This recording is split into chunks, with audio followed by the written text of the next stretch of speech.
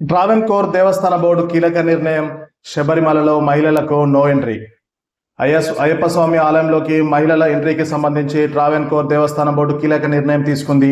శతాబ్దాలుగా కొనసాగుతున్న ఆచారాలను సంప్రదాయాలను కాపాడేందుకు ఇక మీదట మహిళలను దేవాలయంలోకి అనుమతించరాదని బోర్డు నిర్ణయించింది.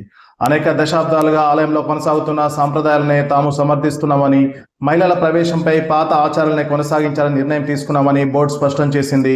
దీనికి సంబంధించి మార్చి 14లోగా సుప్రీంకోర్టులో అఫిడవిట్ దాఖలు చేయాలని ట్రావెన్కోర్ బోర్డు దేవస్థానం సమావేశంలో నిర్ణయం తీసుకున్నట్లు వెల్లడించింది.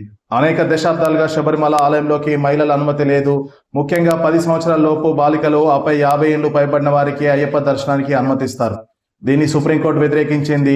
అయితే 2018లో సుప్రీంకోర్టు మహిళల ప్రవేశానికి అనుమతినిస్తూ తీర్పునిచ్చింది. అయితే సుప్రీంకోర్టు తీర్పును బోర్డు వ్యతిరేకిస్తుంది. దీనిపై వారు మాట్లాడుతూ, ఆడవారిని అనుమతించే విషయంలో మండలిలో ఎలాంటి భేదాభిప్రాయాలు లేవు. దేవాలయ పవిత్రతను, పురాతన సంప్రదాయాలను కాపాడటమే బోర్డు ప్రాథమిక బాధ్యత అని బోర్డు మెంబర్ తెలియజేశారు. అందుకే మేము సుప్రీంకోర్టులో గత తీర్పును సవాల్ చేస్తూ అఫిడవిట్ సమర్పిస్తామని వివరించారు. నిజానికి అనేక పోరాటాల అనంతరం 2018లో శబరిమల ఆలయంలోకి అన్ని వయసుల మహిళలకు ప్రవేశం కల్పిస్తూ సుప్రీంకోర్టు చారిత్రాత్మక తీర్పునిచ్చింది. అయితే ఈ తీర్పుపై దేశవ్యాప్తంగా నిరసనలు వ్యక్తమయ్యాయి.